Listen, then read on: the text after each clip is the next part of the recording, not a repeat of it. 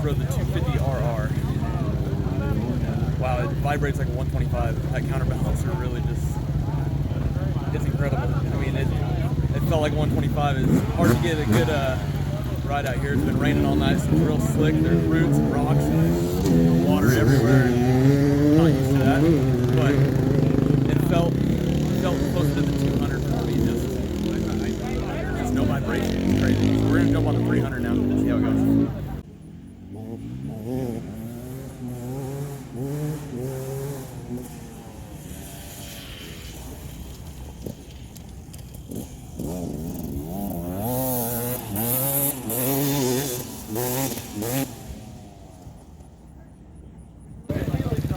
Okay, just rode the 300R standard, and you know, sitting at idle, the counterbalance, you can't really tell. But as soon as you start riding it, man, it's like you don't know what you're missing until you ride one that's got one. You know, because the 19s were great, they were awesome bikes, but this just puts it over the top. I mean, it pulled so good in every gear, and actually ended up lifting the front end out of some ruts a couple times. It's way too much power. Man, I mean, feel right up with that bike. Yeah, that one's gonna be real hard to beat.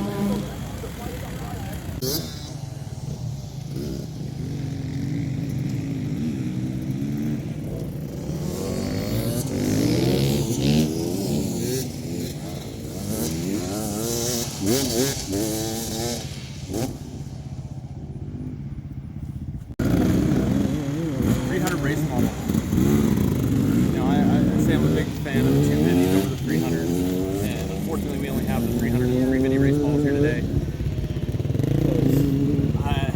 That bike's gonna be hard to beat. You know, that 300 is just, the power delivery is so smooth. It doesn't shake. Those KYB forks, I mean, they kind of call them standard full forks. I mean, super plush, just soaked up all the tree roots and everything. Oh man, I can't stop smiling. That bike is so much fun. Really wish they had a 250 just because, you know, that's more of my style, but that 300 is hard to beat. I just wish they'd give us better front tires, but you know how it goes. Alright, something else.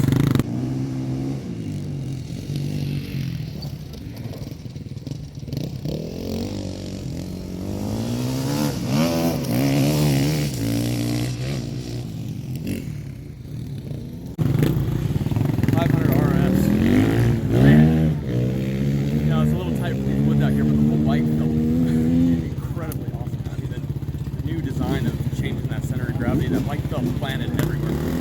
I deflected off of one tree root pretty bad, but it's at a 45-degree angle and never hit tree roots before, so that's expected. But the power delivery was just, it felt electric and it just hooked. It felt really good. And even in these trees, I mean, we get that bike for Best of the Desert, wide open stuff, that thing can be unbeatable. First four-stroke I rode all day, and just super easy. Just, I expected the 500 to rip out of my hands in the trees, and it just didn't. It was super manageable. So, on to the next.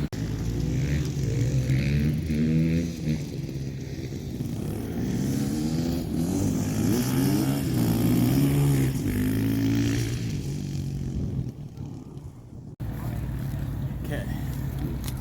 Got off the 430 RRS.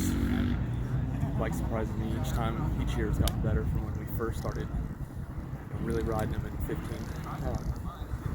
Rubbed out a lot more than that 500.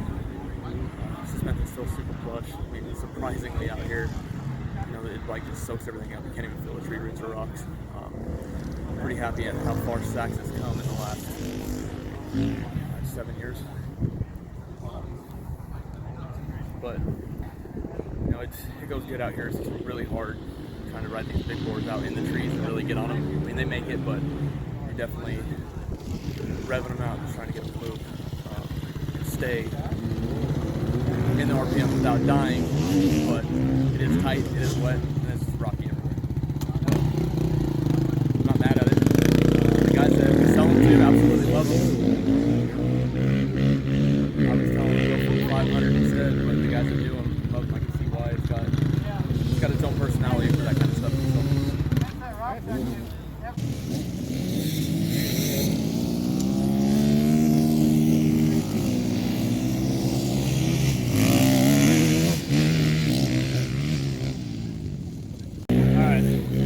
So. So, just got off the 390 RRS, and that bike that's home, and that is the best bike ever.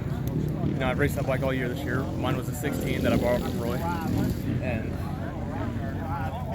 that, I don't know if it's just because I love 390s or what, but that bike was perfect for us. And even though I've been diehard two-stroke, that thing was just, it climbed everything, it just, God, it felt like a 125, just ripping through the trees.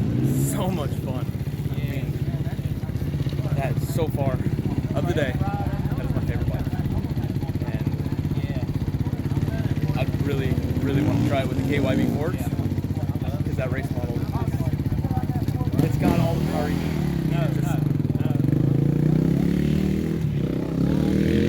I'm speechless. I love that bike. I'm going to probably try to sneak it and ride it again. Even though we're supposed to ride more, I'm going to try to sneak it in, because that bike is just so much fun.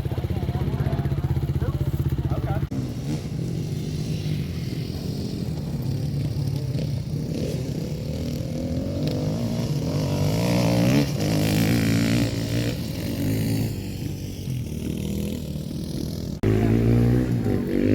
350 race edition. Still my least favorite bike. I mean, it just feels like a 125. Did you forget the record? No, here you go. Sorry. Feels like a 125. It's a lot of work to try to get that thing to make power, and the 390 being so close to it, the 390s, it's hard to beat. I mean, for the same price or $100 difference, to have that longer stroke where you have the grunt, you don't have to be 12,000 RPM to make power. I mean, forks need tuning on that one over the 300 with the KYB. It was a little bit divey, but not sure if they're running the same springs and everything else like that to where it's undersprung. It definitely feels like it for sure, but it's not for me. I try to tell everybody 390 is way better than that bike is. I'll stand by it still.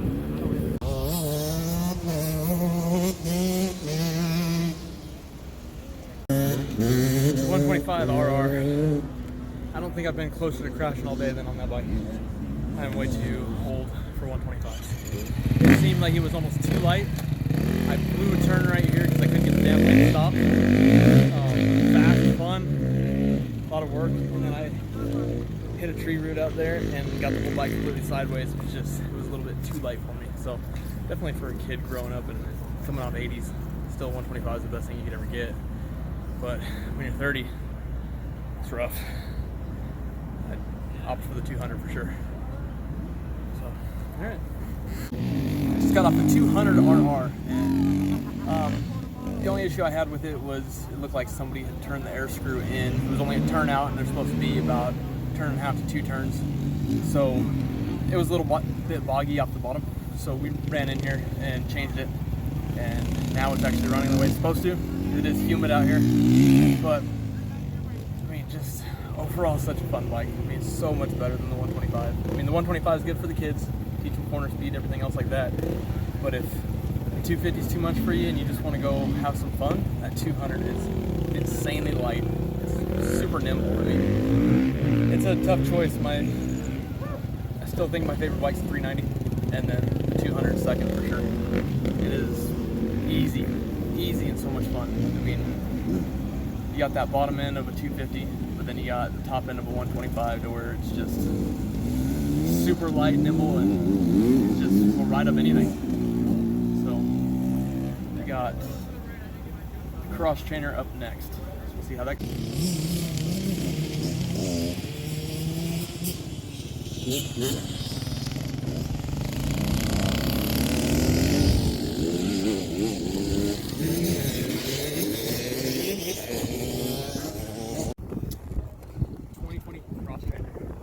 Counterbalance makes a difference. It feels good. If you were just riding, just single track, just trails, Colorado, Cali, man, that bike is it's so much fun. I mean, it's not meant to be hammered on and blast and whoops, but it runs real far down. It kind of feels like a trials bike motor where you can literally plug your way up any hill in any gear, and just light, small, compact. I mean, they're so much fun. They have their place though. It's not a race bike. If you want a race bike with suspension and you want it lower, just lower the suspension. That bike's its own personality and characteristics just for this kind of stuff. I mean, in the trees it is a hoot. I love it. Had a couple days to come back and think about everything and kind of let everything settle in. Just super excited and grateful that we got to go out and test all these models. Work with such a great company. A lot of the times when I'm talking about the bikes, I'm saying what works for us out here in Nevada in the desert. 350. I know a lot of guys back east really love that bike, and out here with just having that 390 available, it's just kind of the next step, and it works really good. It's still, out of this whole thing, it is my favorite from this weekend. I just absolutely love that bike. I mean, when we're out here, we've got high-speed stuff, we've got tight trees and everything, and that bike seems to be a really good all-around for what we're doing. I would like to spend some more time on the 430 and actually see if that's kind of the next step as a competitive open bike, and see where that bike really shines. I mean, we have a 480 and we run that stuff for the wide open desert stuff. It works good. It struggles a little bit in the trees compared to the 390. I can definitely, pull it in the trees, but on the high-speed stuff, the 480 will pull me when I'm on the 390. The 200 is just, with us having a lights class that is open to a 200cc bike, it's a cheater bike. I mean, will definitely shine out there. We were kind of talking, I think that the 350, we had pre-production bikes, so I think they just grabbed a set of the forks that maybe had been for the two-stroke that was undersprung for that 350. That was pretty much my complaint with the front end of that bike, because it seemed like it was a little bit divey compared to the 300. But when they actually get released to us, we'll be able to see and check that stuff out and spec it out. Really interested to see the rest of them and see how good the whole race program is in each different displacement. This was a great opportunity, and I'm excited to see how good these bikes perform this year. I think anybody who rides them is going to be sold on them. I mean, for what I'm doing, they just work so good for me.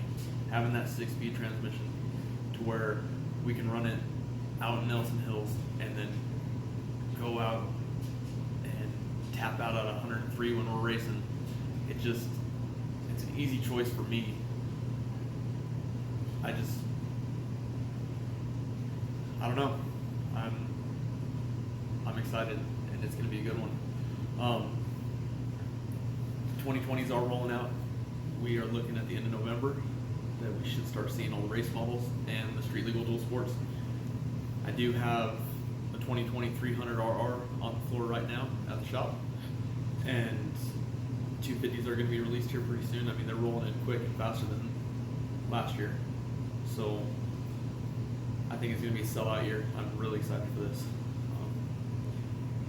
If you have any questions, you hit me up on Facebook, Instagram, Sportsman Cycle. And thanks for watching.